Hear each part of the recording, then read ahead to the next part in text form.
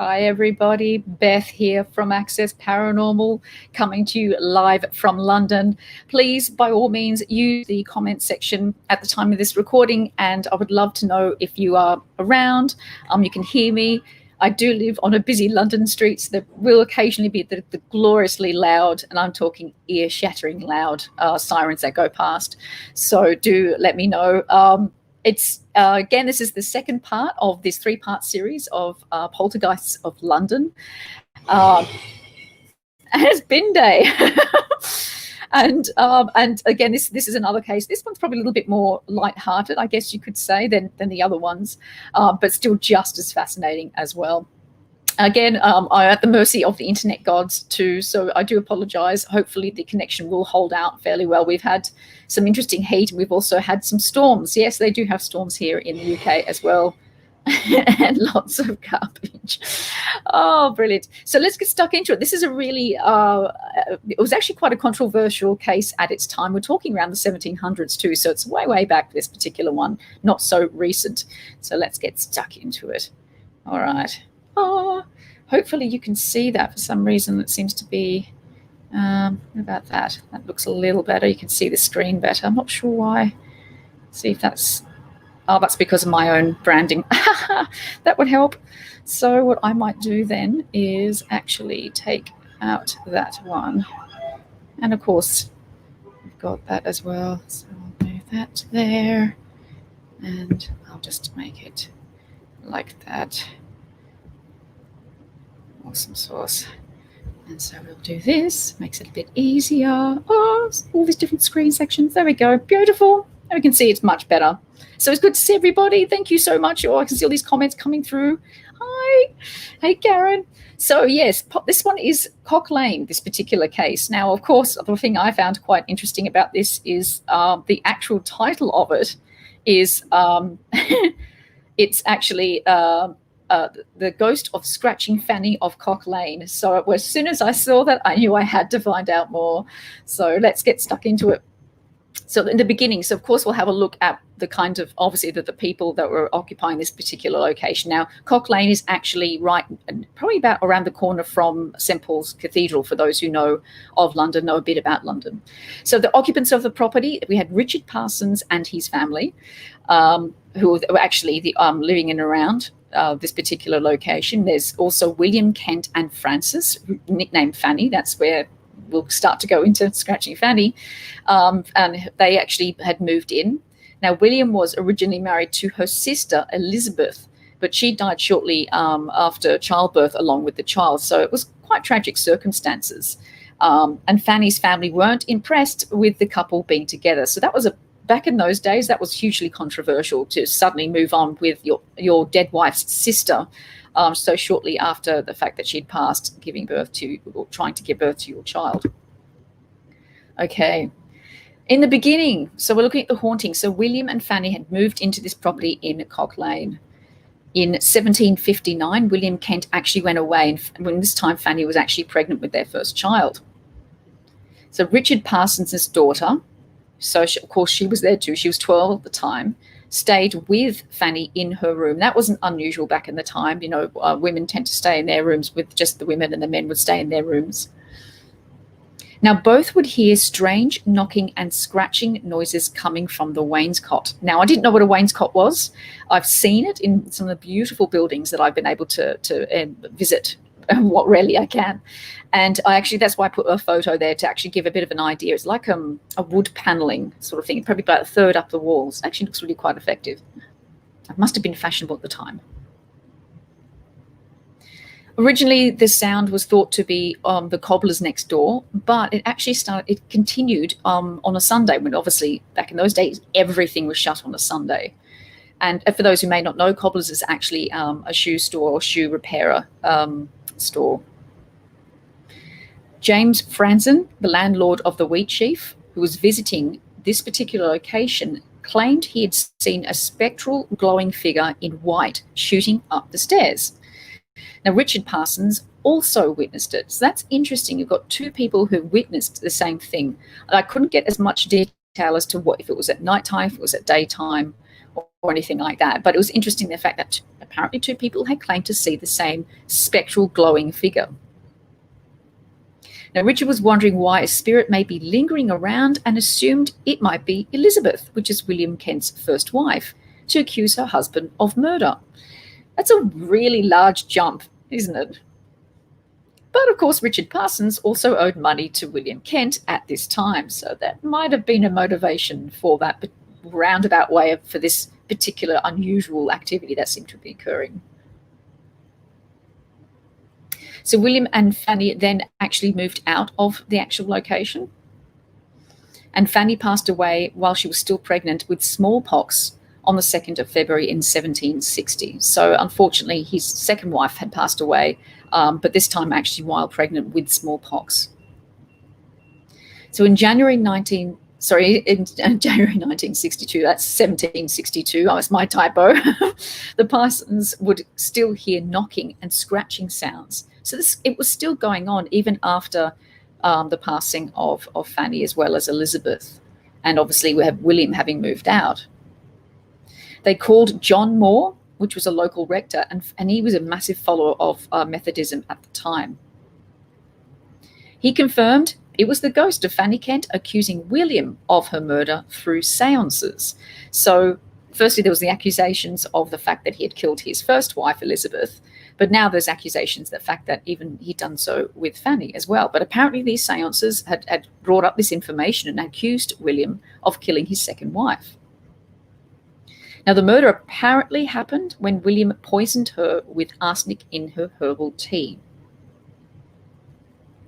So the possible reason behind the phenomenal experience, let's see maybe what other reasons that they might be experiencing the knocks and the bangs. Fanny's sister Anne believed the story behind the haunting. Oh my goodness, Anne's one of the only ones he hadn't dated.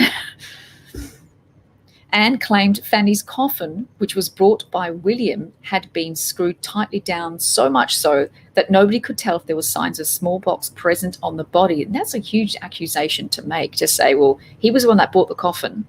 He made sure that no one could see, because if she died of smallpox, then obviously that's a very visual disease to have. You'd see it. So, yeah, that's a very strong accusation.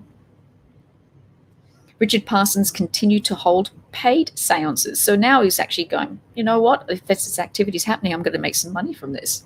Sounds like a charming fellow. Richard termed the ghost as Scratching Fanny of Cock Lane. As I said, I had to find out more about this case when I found out that.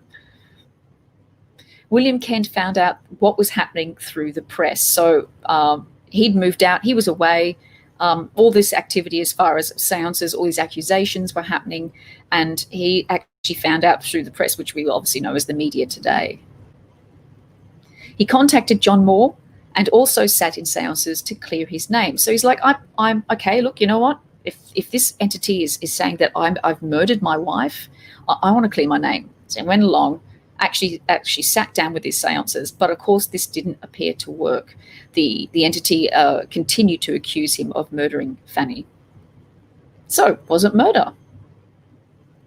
The Lord Mayor had to take action due to pressure from the public. Of course, as you can imagine, it became quite a big story of its time. A committee was created and led by Reverend Stephen Aldrich, which was also included Dr. Samuel Johnson. And he was actually, if you didn't know, the compiler of the very first dictionary. So there you go, it's back in the day. So on the 1st of February 1762, apologies, Samuel attended, we're going up for 200 years already like that. Samuel attended a seance and nothing happened for the first hour. So they sat there in a seance like, right, let's do this. We've got a committee that's sorted out. We're going to sort this out. Nothing happened for the first hour. One of the women in the house took the men to Elizabeth Parsons' room. And of course, that's the daughter that's 12 years old. So this is the daughter of Richard Parsons. Now, Elizabeth said that she felt that like a mouse had crawled up her back. So that's one of the sensations she felt at the time when they came up there and they were sort of investigating. So Elizabeth had her hands held out of the bed while the spirit was asked to move and make sounds or marks on her body to prove its presence. Nothing happened. So she sat there, arms out, nothing occurred. They went to the location then where Fanny was buried, as it was told in a prior seance that she was actually knocked very loudly there to prove her presence.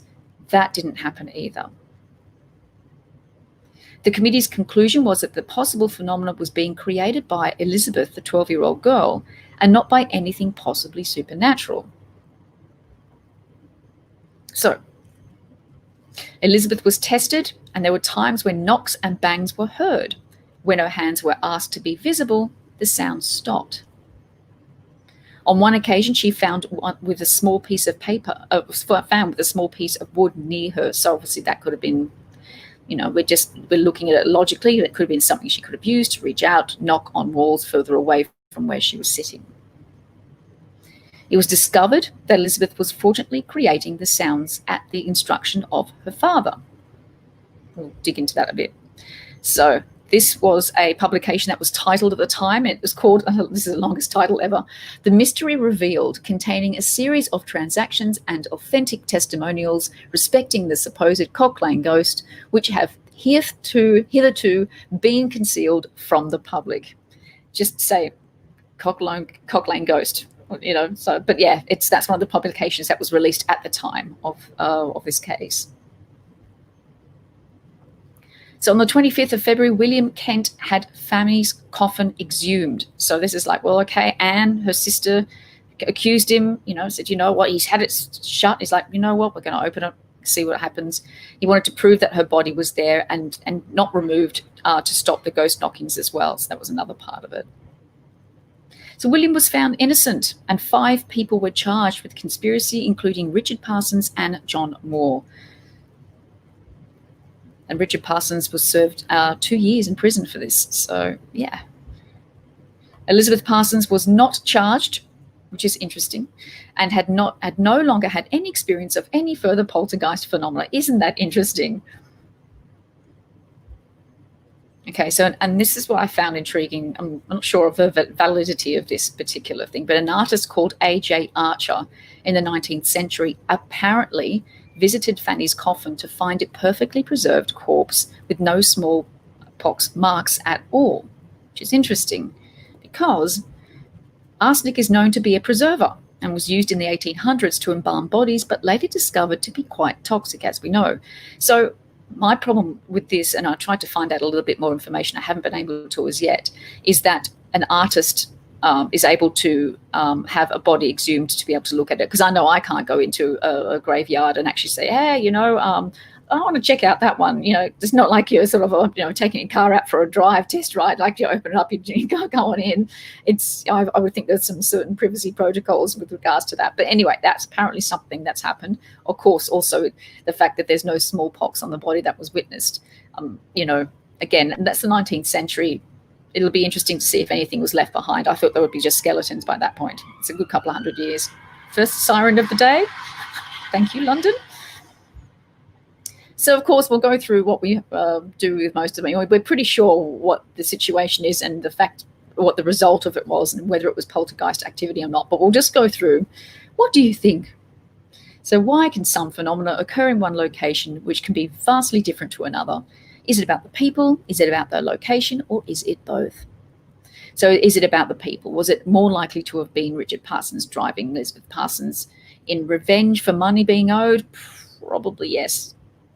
That was actually it. With no previous information about any possible paranormal phenomena occurring. Another siren. It may not necessarily be down to the actual location. So we're just looking at this logically. And of course, that's the book there. That is, that's obviously not as wordy as the other ones. Oh dear, yeah, poor Fanny. Yeah, I know. All alone in Cock Lane, it was bound to end in disaster. Absolutely. I know I think the title was very, very interesting as well. And I want to actually go to the spot where this actually is. I think obviously the home itself, I think has been knocked down, but I think the actual area where the house was, I actually want to go and check that out as well. Oh, yes, I am definitely. Yeah. Oh, cool.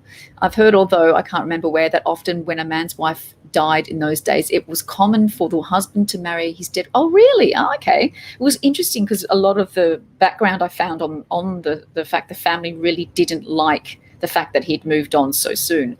But again, maybe that was something that was quite common. It could have been maybe a different time, possibly, but that's really interesting. So there you go, guys. An interesting case, with obviously a bit of tongue in cheek. I mean, also that the conclusion was that more than likely, well, it wasn't the people that accused William Kent of murder. Obviously, there was no substantiation to that at all. So, of course, they had their charges, and they were dealt with accordingly to the law of the time.